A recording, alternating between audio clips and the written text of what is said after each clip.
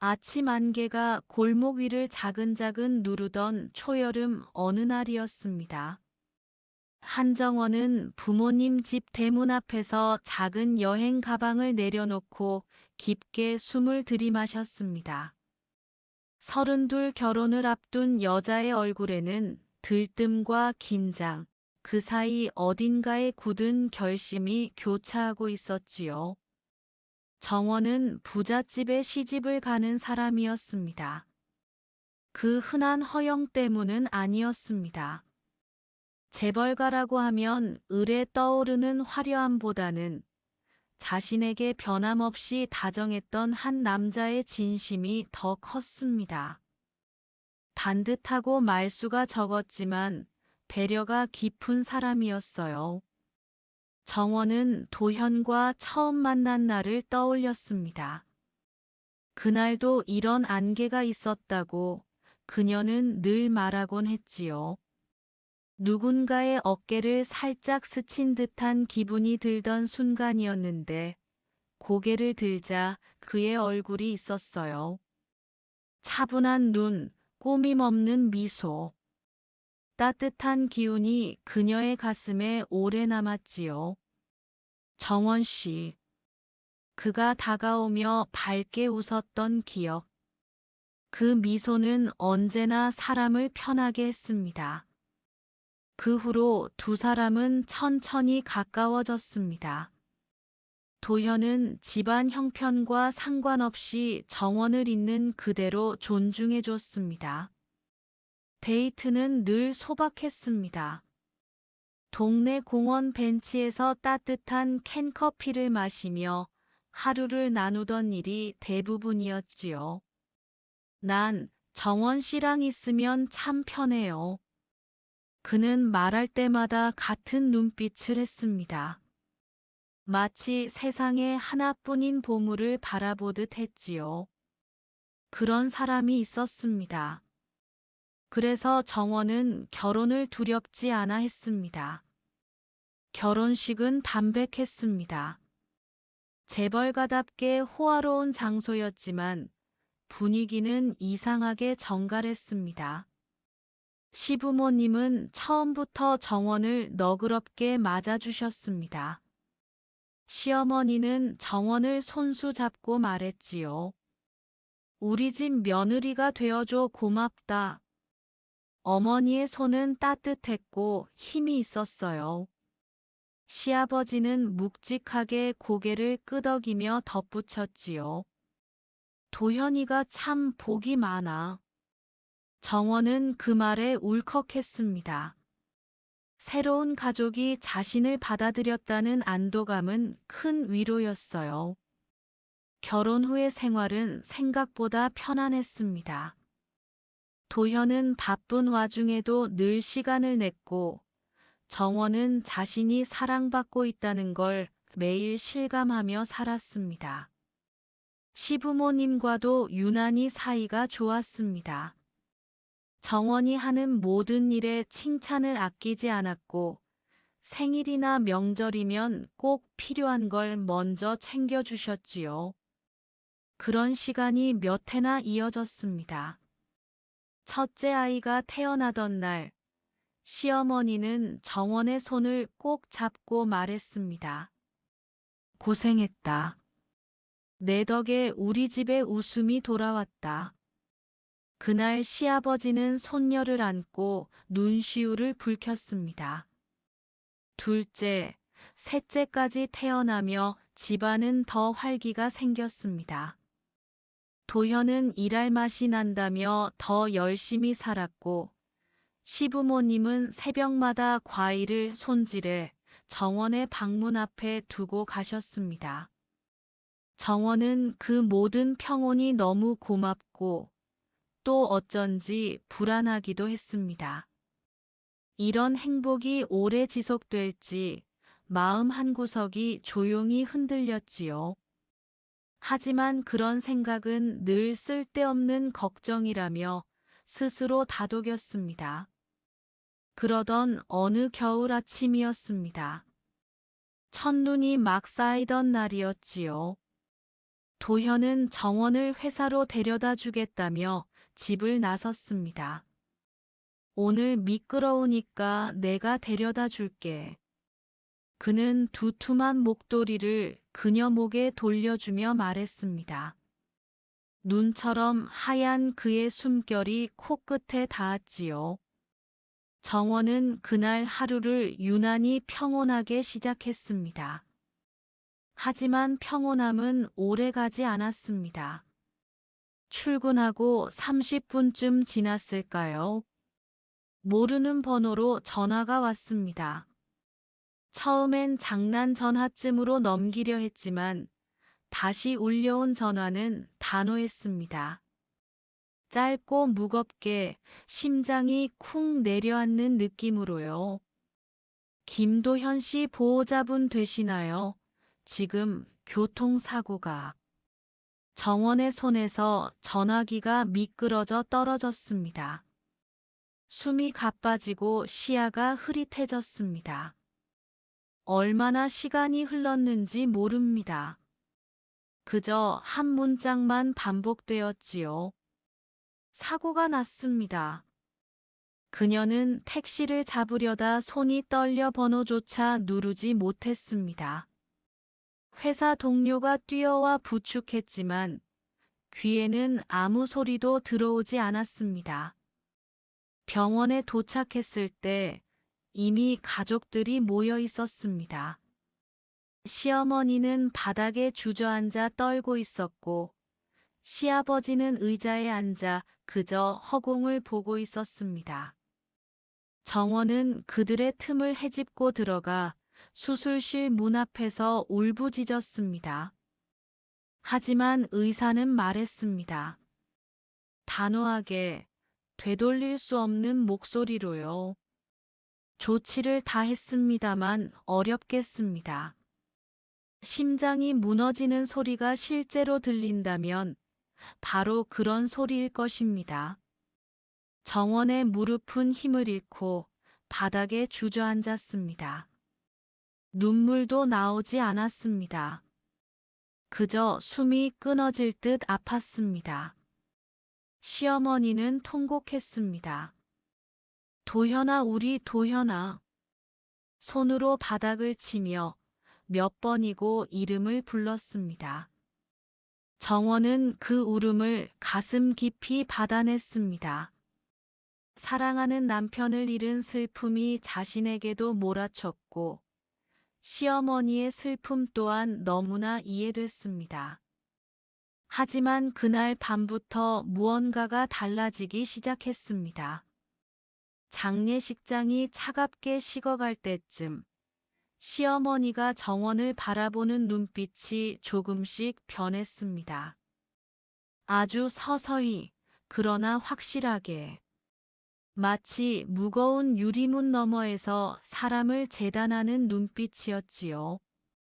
처음에는 슬픔 때문이라고 생각했습니다. 누구라도 사랑하는 가족을 잃으면 마음이 흔들리기 마련이었으니까요. 하지만 며칠 후 시어머니는 정원의 옆을 지나며 낮게 중얼거렸습니다. 그날 내가 가지 말랬으면 이런 일이 없었을 텐데.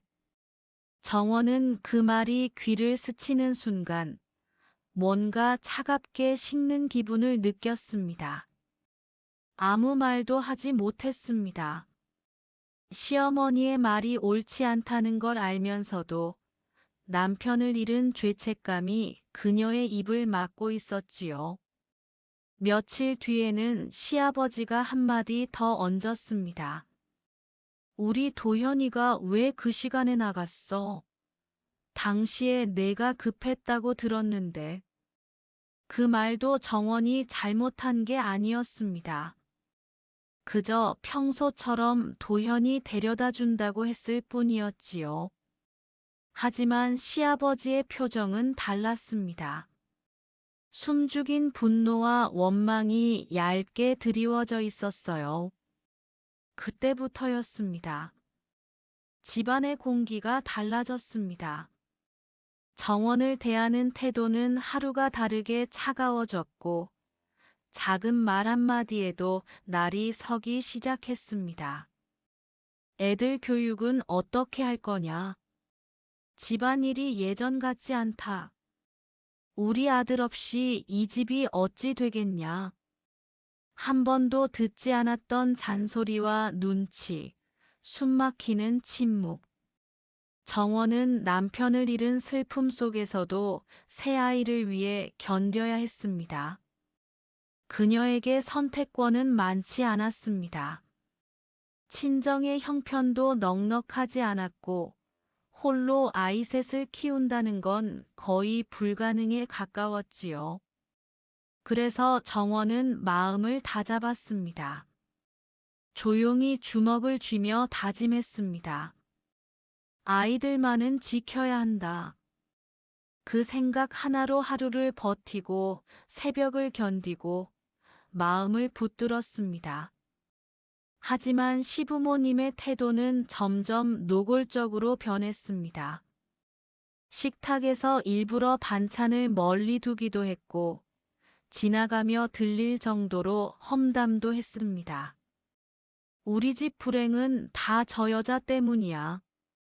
재수없게 들어온 날부터 느낌이 안 좋더니. 정원은 눈을 감고 숨을 고르며 그 말들을 삼켰습니다. 아이들 앞에서는 절대로 흔들리지 않으려고 했지요. 어느 밤 아이들이 잠든 후였습니다. 거실 불빛 아래 시어머니와 시아버지가 낮은 목소리로 말싸움을 하고 있었습니다. 정원은 문틈에서 그 소리를 들었지요. 당장 나가라고 할 순 없잖아. 애들이 있는데. 애들도 결국 우리 피야. 저 여자만 문제지. 그래도 아직은 때가 아니야. 정원은 하얗게 굳은 채 문을 닫았습니다. 심장이 아파왔습니다.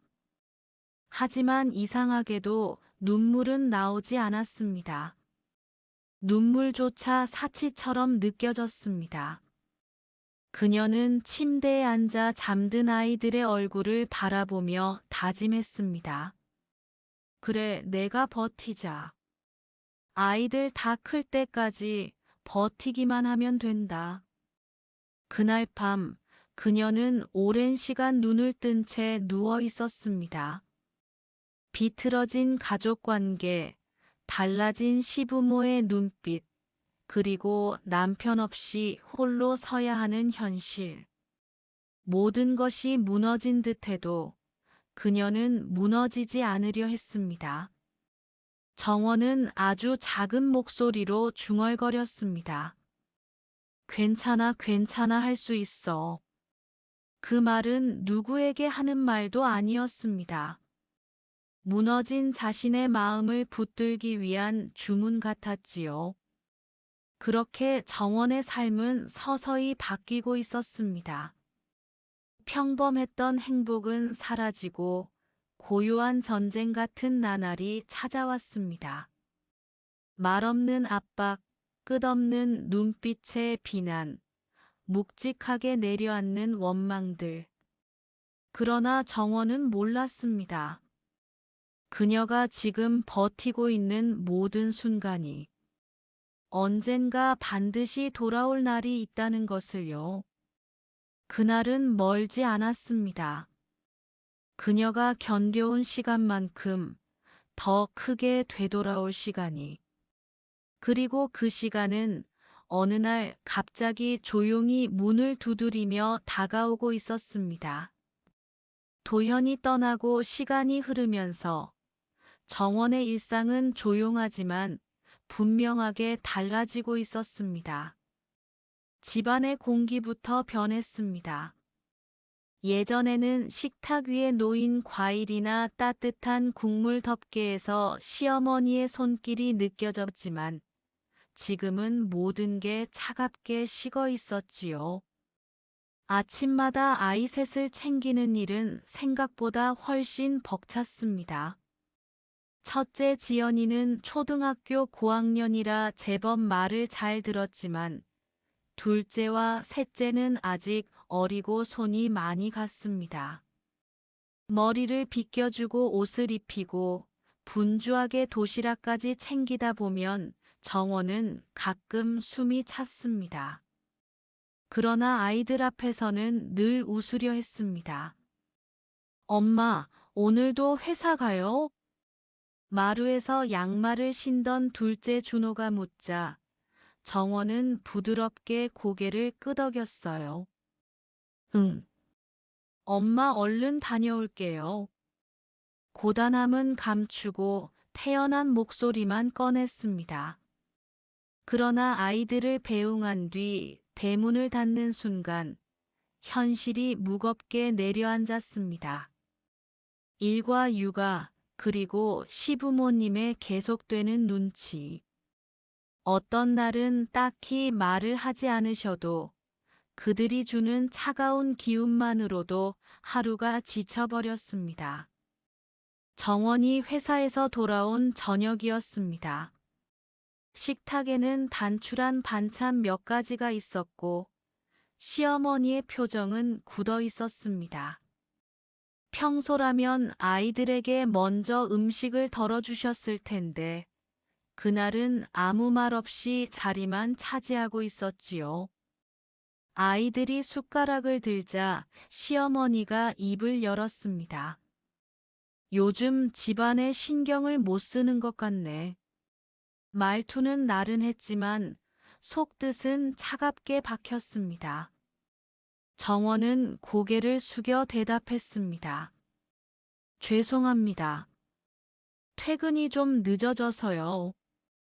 그러자 시아버지가 식탁을 톡 치며 낮게 중얼거렸습니다. 그래서 역시 우리 도현이가 힘들었지. 그 말은 칼날 같았습니다. 정원은 아무 말도 할 수 없었습니다. 아이들은 눈치를 보며 조심히 밥을 먹었고 식탁 위로 내려앉은 침묵은 눅눅하게 오래 머물렀습니다. 그날 밤 정원은 주방에서 설거지를 하며 눈을 감았습니다. 뜨거운 물이 손등을 적시며 흘러갔지만 마음은 얼음 같았지요. 바닥에 떨어지는 물방울 소리가 유독 크게 들렸습니다.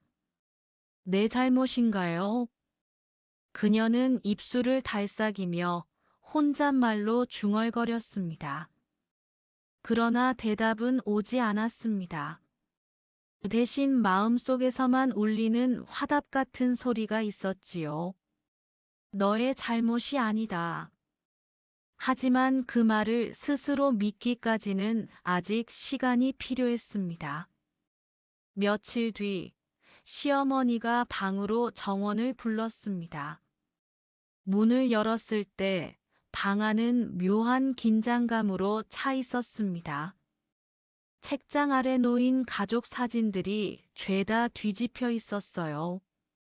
앞면을 보는 것조차 힘들다는 듯 모두 엎어져 있었습니다. 시어머니는 정원의 얼굴을 한참 동안 보더니 단단한 목소리로 말했습니다. 정원아, 너한테 부탁이 있다. 예전처럼 우리 정원이라는 불림은 사라진 지 오래였습니다. 네, 어머님 말씀하세요.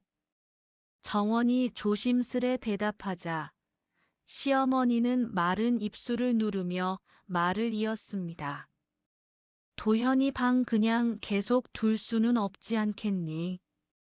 다 정리해서 내일부터 창고로 옮기자. 그 말에 정원의 심장이 툭 떨어지는 느낌이 들었습니다. 도현의 방은 그녀가 의지할 수 있는 유일한 온기였지요. 그곳에는 남편의 향기, 그의 습관, 그의 채취가 그대로 남아 있었습니다. 정원은 잠시 숨을 골랐습니다. 어머님 조금만 더 두면 안 될까요? 조심스러웠지만 그녀의 유일한 바람이었습니다. 그러나 시어머니의 표정은 단단해졌습니다. 더는 미룰 수 없어. 너도 알잖아. 우리 집은 자리 잡고 사는 집이지. 언제까지 죽은 사람 방을 남겨둘 수는 없어. 말투는 차갑지 않았지만 단호했고 무르지 않았습니다. 정원은 천천히 고개를 숙였습니다. 네, 알겠습니다. 방을 나오는 순간 그녀는 숨을 크게 들이켰고 그 숨은 곧 떨리는 한숨으로 바뀌었습니다. 도현의 방이 사라진다는 건 남편과의 마지막 연결고리 하나가 끊어진다는 뜻이었습니다. 그 상실은 생각보다 깊고 뼈저렸습니다. 방 정리는 다음 날 시작됐습니다. 시부모님이 서랍을 열고 닫는 소리가 거실에도 들렸습니다. 서류, 옷까지만 아니라 작은 물건 하나까지 모두 꺼내 집어넣는 소리였습니다. 정원은 그 장면을 제대로 바라볼 용기가 없었습니다. 그러나 아이들 앞에서 흔들릴 수는 없었지요. 첫째 지연이가 조용히 물었습니다. 엄마, 할아버지, 할머니가 왜 아빠 방을 치워요? 정원은 아이의 눈을 바라봤습니다. 지연이의 눈은 아직 아빠를 기억하고 있었고 이해할 수 없는 변화를 두려워하고 있었어요. 정원은 최대한 담담하게 말했습니다.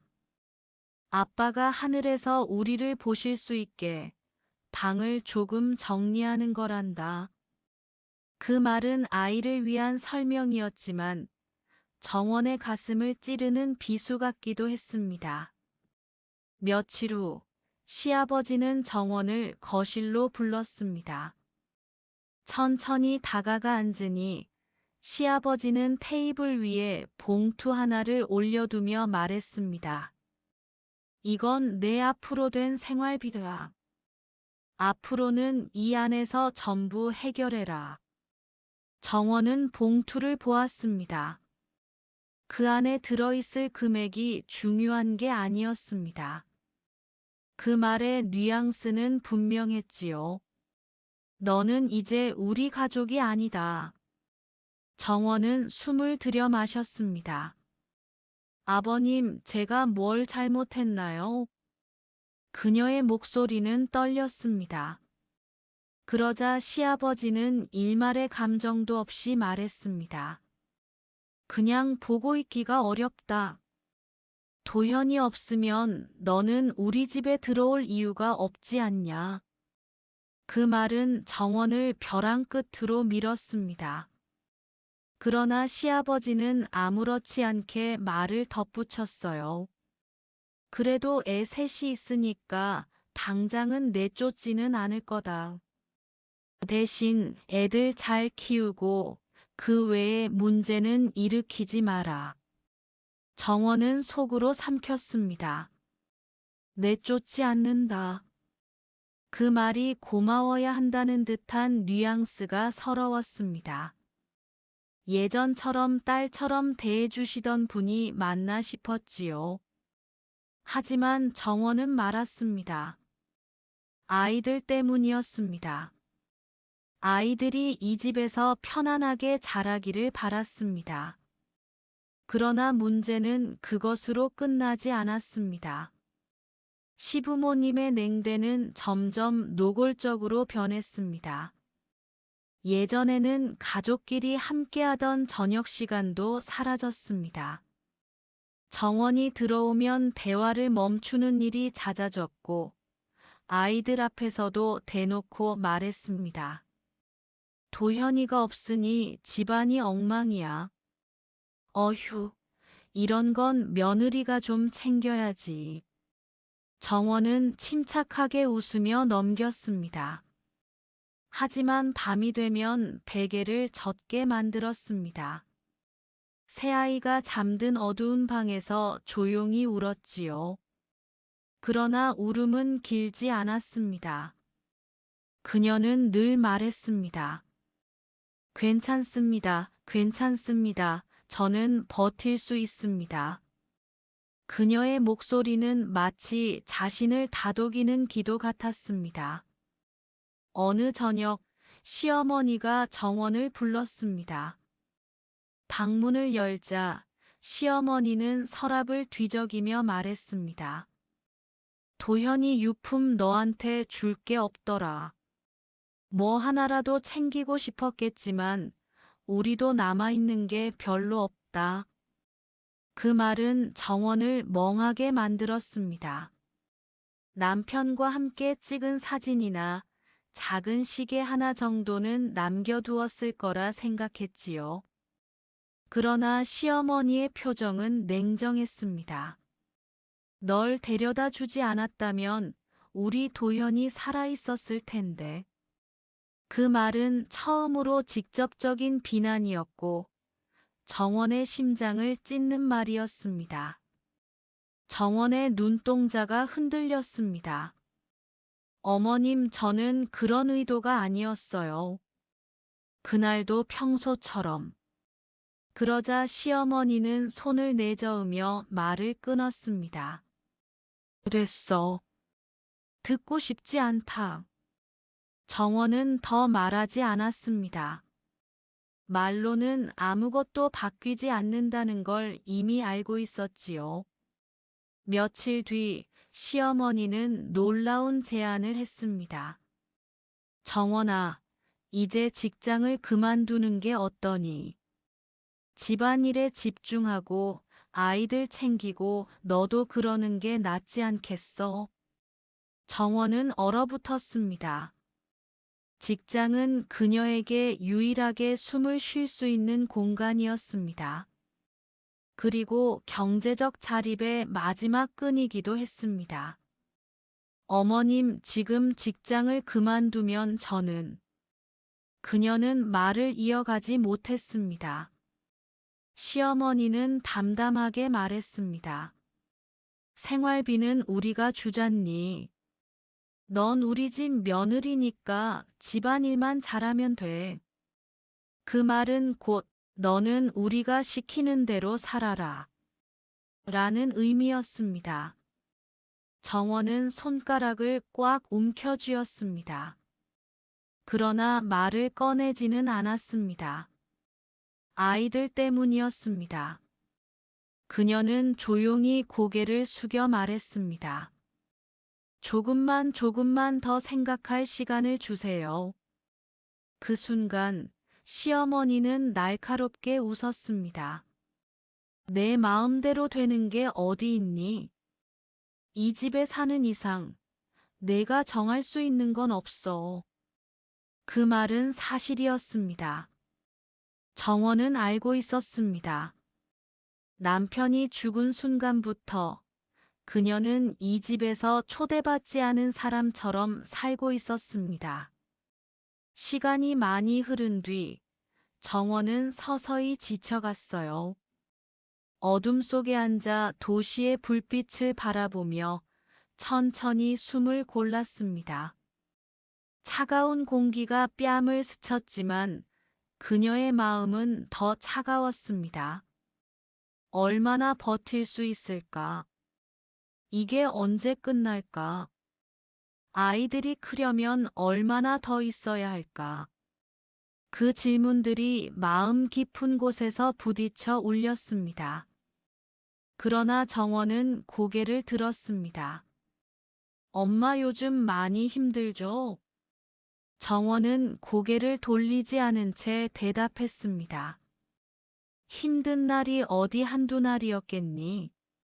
지연은 조심스럽게 다가와 어머니 옆에 섰습니다. 엄마, 이제 그냥 벗어나도 돼요. 이 집에 얽매일 이유 없어요. 우리 다 컸고 자리 잡았고 이제 엄마 인생 사세요. 정원은 천천히 고개를 들어 딸을 바라보았습니다. 지연의 눈에는 단단한 의지와 함께 오래 참아온 슬픔이 섞여 있었습니다. 지연아, 너희가 다 크기 전에는 내가 못 나갔지.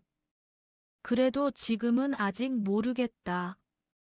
떠나는 게 옳은지 아니면 다시 한번 부딪혀야 하는 건지. 지연은 가볍게 고개를 가로저었습니다.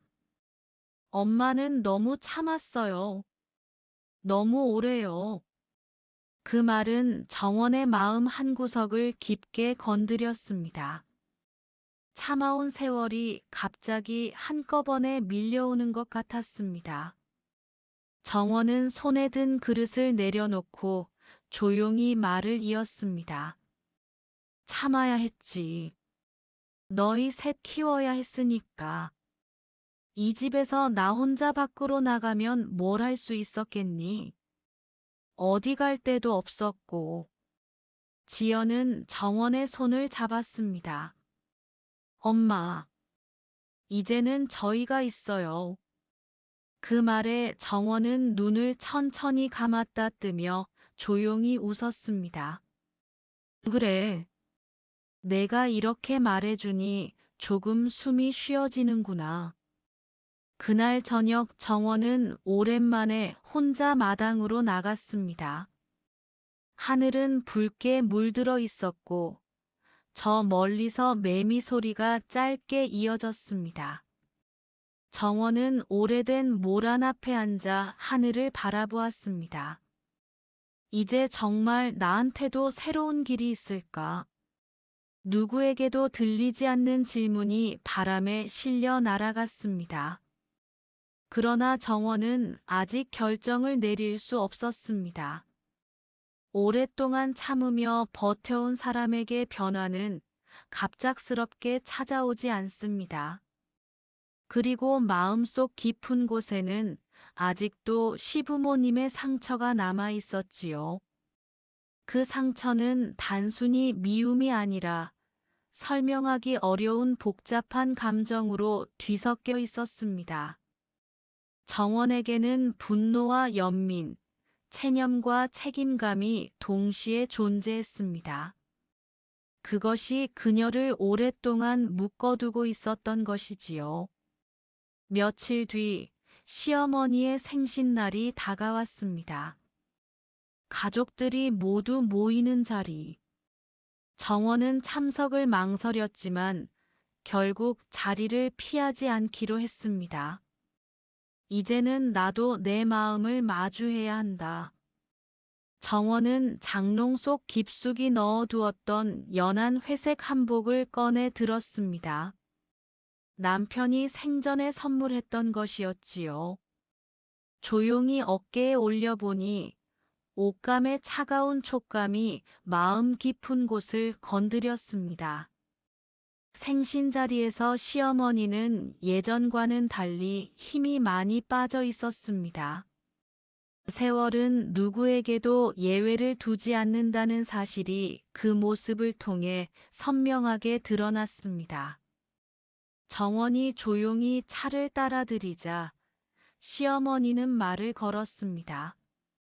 정원아, 너도 이제 고생 끝났다. 아이들 다 잘 크고 참 잘했다. 뜻밖의 말이었습니다. 정원은 순간적으로 손을 멈추었습니다. 시어머니의 눈빛에는 오래된 감정이 뒤섞여 있었습니다. 너한테 미안한 마음 없었다고 하면 거짓말이지. 그래도 그땐 내 마음도 아니었어. 아들 잃은 여자의 화풀이였지. 다 알고 있었을 거야. 정원은 차마 대답을 하지 못했습니다. 시어머니의 목소리는 점점 낮아졌습니다. 이제는 너도 너 인생 살아라. 그동안 너무 억울했을 거다. 그 말은 오래 묵혀있던 골목 끝에서 갑자기 열린 문처럼 들렸습니다. 그러나 정원의 마음은 산뜻하지 않았습니다.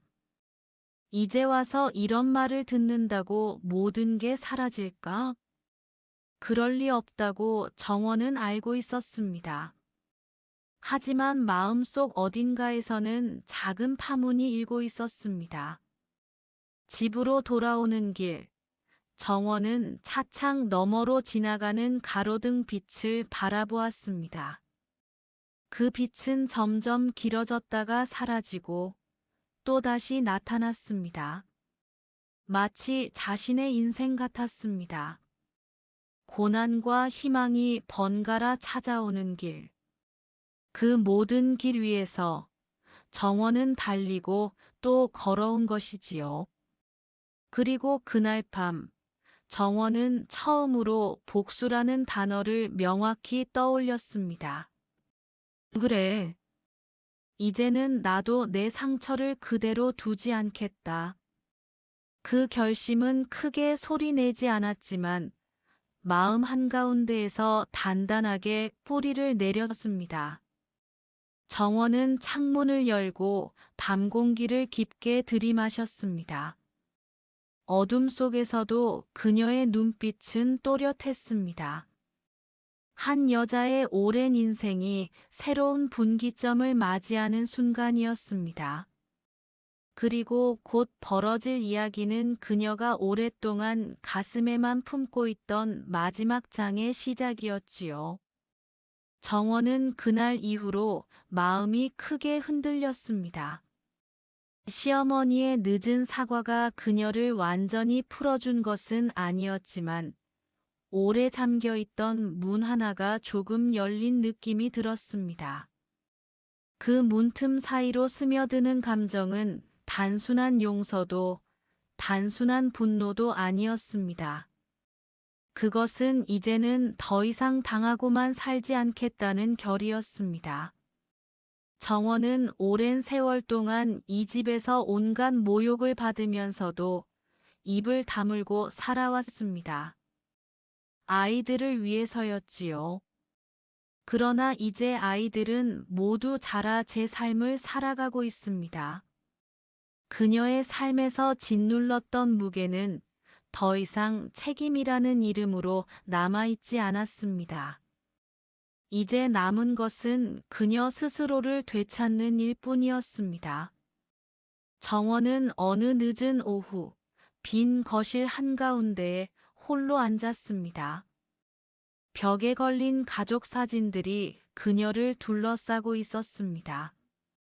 곳곳에 남편의 웃음, 아이들의 어릴 적 모습, 그리고 그 시절의 자신이 서 있었습니다.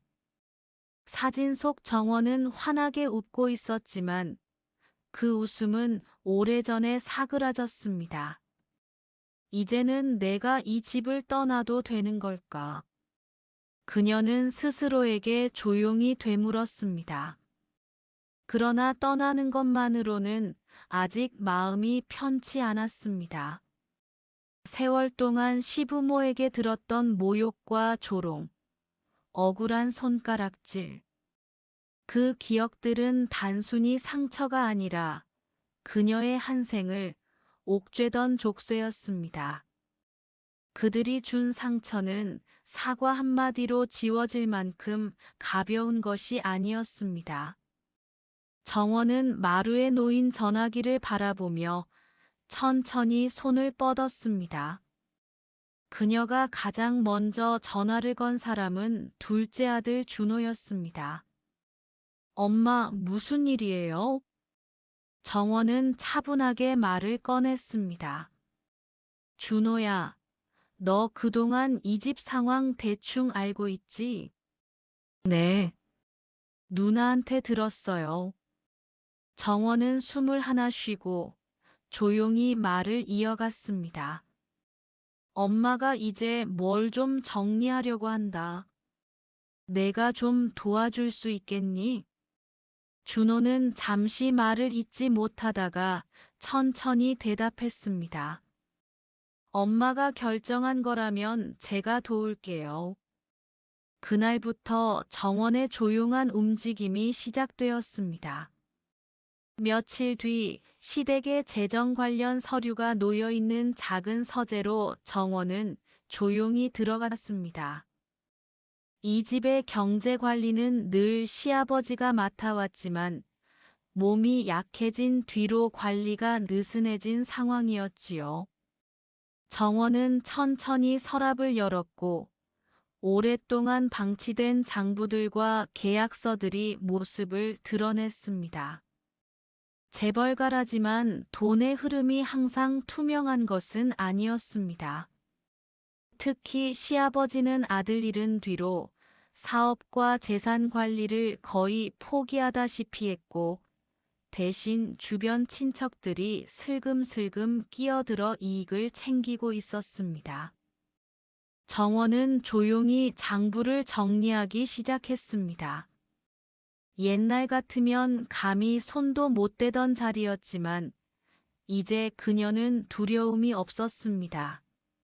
아니, 정확히 말하면 더 이상 잃을 것이 없었습니다. 준호 역시 그날 저녁에 집으로 와 말했습니다. 엄마, 제가 아는 회계사 데려왔어요. 서류만 정리되면 이상한 자금 흐름 다 드러날 거예요. 정원은 고개를 끄덕였습니다.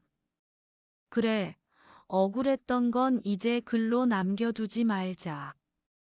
이 집의 재산은 남편이 살아있을 때부터 사실상 절반은 정원의 몫이었습니다. 법적으로도 그렇고 남편도 생전에 그렇게 정리해 두었지요. 하지만 시부모는 남편의 죽음 이후 그 사실을 애써 감추며 정원의 권리를 철저히 무시했습니다. 며느리 주면 뭐하냐?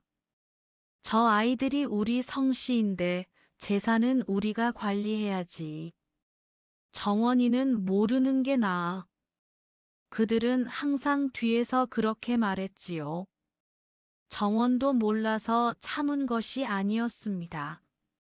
그저 아이들 때문에 입을 다물었을 뿐입니다. 하지만 이제는 달랐습니다.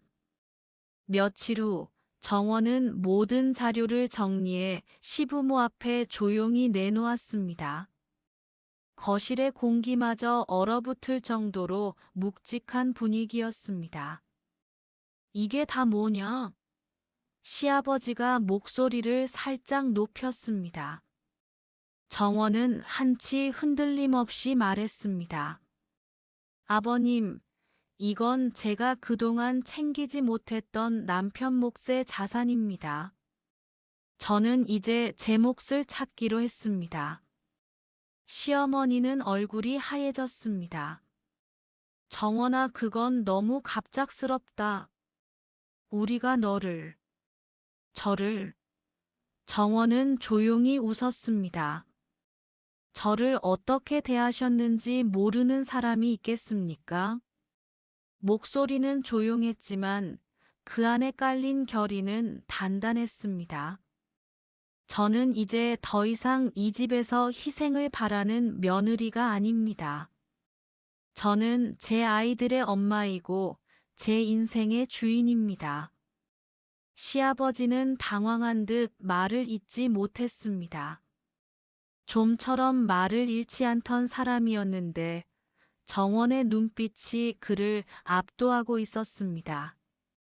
정원은 모든 문서를 테이블 위에 정리해 올려놓으며 말했습니다. 숨겨놓았던 자산, 빠져나간 투자금, 사라진 채권들. 제가 다 알고 있습니다. 저는 그동안 참았습니다. 시집 사람으로 살았고 모욕도 견뎠습니다. 하지만 이제는 아닙니다. 정원은 마지막 문장을 또렷하게 내뱉었습니다. 이제는 제 몫을 정확히 돌려받겠습니다. 시부모는 아무 말도 하지 못했습니다. 이 집에서 그렇게 당당하게 말한 사람을 처음 본 듯한 표정이었습니다. 정원은 그들의 시선을 천천히 바라보고 자리에서 일어섰습니다. 그 순간 자신이 이 집에 처음 들어왔던 날이 떠올랐습니다. 순진한 20대였던 정원이 시댁의 기대와 사랑 속에서 행복했을 때, 그리고 남편이 죽고 모든 것이 뒤집힌 그날 이후, 그 긴 세월을 지나 이제야 그녀는 자신의 목소리를 되찾은 것입니다. 며칠 뒤 정원은 시댁에서 내놓은 재산을 모두 법적 절차로 정리해 자신의 계좌로 옮겼습니다. 그 일련의 과정은 복잡했지만 정원의 아이들과 전문가들이 옆에서 도와주었기에 흔들림 없이 마무리되었습니다. 그날 밤 정원은 조용히 마루에 앉아 집안을 바라보았습니다. 이제는 전과 달리 마음이 무겁지 않았습니다. 억울함이 조금은 풀린 탓인지 집안 공기가 이전보다 가볍게 느껴졌습니다. 그리고 다음 날 그녀는 작은 짐만 챙겨 조용히 이 집을 나섰습니다. 아무도 그녀를 붙잡지 않았습니다. 붙잡을 자격이 있는 사람도 없었습니다. 정원은 현관을 나서며 아주 작게 중얼거렸습니다. 이제야 끝났군요. 그리고 이어서 아니 이제부터 시작이지요. 그녀의 발걸음은 오랜만에 가볍고 단단했습니다. 복수는 끝난 것이 아니라 시작이었습니다. 그 복수는 시끄럽거나 잔혹하지 않았습니다. 하지만 그녀의 방식은 누구보다 정확하고 누구보다 시원했습니다. 그녀는 빼앗긴 인생을 되찾았고 언제나 낮게만 있던 사람이 이제는 당당히 자기 자리를 찾았습니다.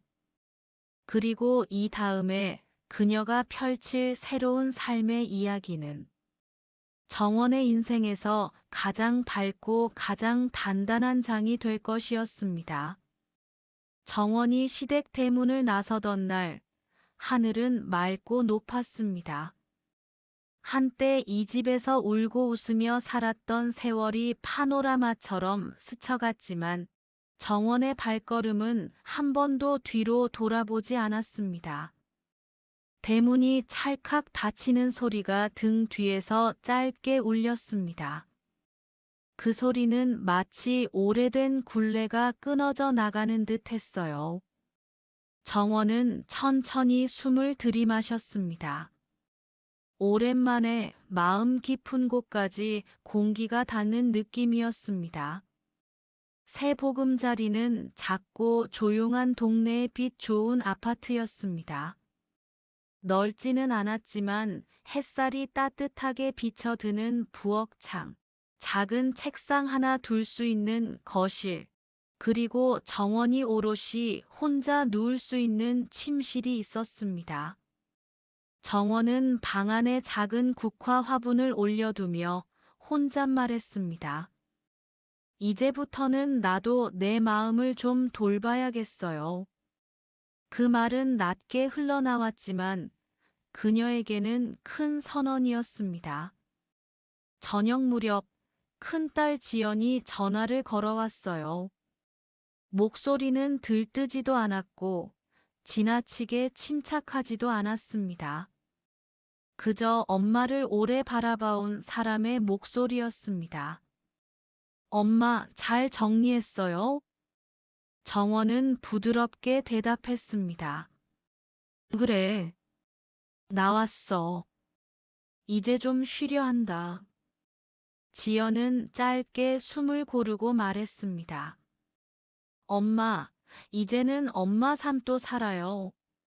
이제는 엄마 마음대로 해도 돼요. 정원은 그 말에 잠시 눈을 감았어요. 아이를 위로해야 했던 세월이 길었는데 이제는 아이가 엄마를 위로하고 있었습니다. 그래, 지연아. 고맙다. 그 한마디에 쌓인 시간이 고요하게 녹아내렸습니다. 며칠 뒤 준호가 찾아왔습니다. 감정을 표현하는 게 서툴어 어색한 미소를 지으며 말했지요. 엄마, 집 괜찮네. 밝고. 정원은 차를 내리며 웃었습니다. 내가 도와줘서 여기까지 온 거다. 준호는 고개를 젓고 조용히 말했습니다. 엄마가 참은 세월 이젠 우리가 갚을 차례예요. 정원은 말없이 그 아이의 어깨를 가볍게 두드렸습니다. 그 어깨가 이제 다 커서 든든해진 것이 보였습니다. 막내 지후 역시 짧은 문자 하나를 보냈습니다. 엄마 멋있어요. 많이 늦었지만 엄마 편은 항상 나였어요. 정원은 한참을 그 문자를 바라봤어요. 오랫동안 홀로 버틴 세월이 헛되지 않았다는 걸 아이들의 말 한 줄이 선명하게 증명해주고 있었지요. 반면 시댁은 크게 흔들리고 있었습니다. 그동안 숨겨왔던 재정 문제와 어수선함이 한꺼번에 드러나자 친척들은 모두 빠져나가고 시어머니는 자주 멍하니 집안을 서성였습니다. 한밤중 시어머니가 조심스레 전화를 걸어왔습니다. 정원아, 미안하다. 정말 미안했다. 정원은 긴 침묵 끝에 천천히 말했습니다. 어머님, 이제는 서로 괴롭히지 말고 각자 잘 지냅시다. 그 말은 차갑지 않았습니다. 그렇다고 따뜻하지도 않았습니다. 그저 정원이라는 사람이 오래 짊어진 짐을 조용히 내려놓는 소리였습니다. 전화는 멈추듯 끊겼고 정원은 창가에 기대어 밤하늘을 바라봤습니다. 며칠 뒤 정원은 혼자 동네 공원을 걸었어요. 가을이 저물어가는 길목이라 나무 잎들이 바스락 소리를 냈습니다. 그 소리가 이상하게 마음을 파고들었습니다. 벤치에 앉아 숨을 고르자 오래전 남편 도현의 얼굴이 떠올랐습니다. 그가 해주던 짧은 말들, 아이들 머리를 쓰다듬던 손길, 그 모든 순간이 온기처럼 스며들었습니다. 도현 씨, 나 여기까지 왔어요. 아이들 잘 키웠고 나도 버텼어요. 이제 조금은 나도 살려고 해요. 정원의 목소리는 떨리지 않았습니다. 눈물도 흐르지 않았습니다. 그저 마음 깊은 곳이 조용히 정돈되는 느낌이었습니다. 그리고 그날 밤, 작은 아파트의 불을 모두 끈 뒤, 창밖 도시의 불빛을 바라보며 정원은 아주 당당한 목소리로 속삭였습니다. 이제 시작이지요. 그 시작은 복수의 끝에서 피어난 자유였고 새로운 삶을 향해 내딛는 첫걸음이었습니다. 이제 그녀는 누구의 며느리로도 누구의 희생으로도 살지 않을 것입니다. 그저 정원이라는 이름으로 자기의 계절을 찾아 걸어갈 것이었습니다. 그 길 위에서 그녀의 미소는 굉장히 환했고 등은 그 어느 때보다도 똑바로 펴져 있었습니다.